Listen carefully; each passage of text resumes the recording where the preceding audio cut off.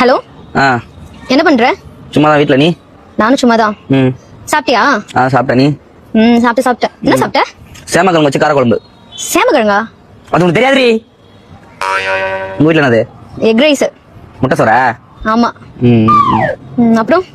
அப்புறம் என்ன? சொல்லு. என்ன?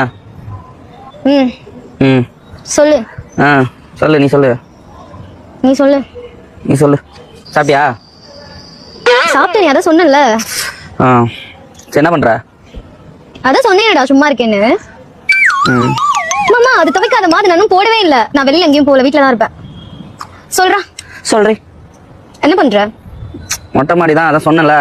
ஆமால. சரி சாப்பிட்டியா? சேமக்கிழங்கு காரக்குழம்பு. ஆமால. சரி. அப்புறம் சொல்லு. என்ன? என்ன? வேற என்ன?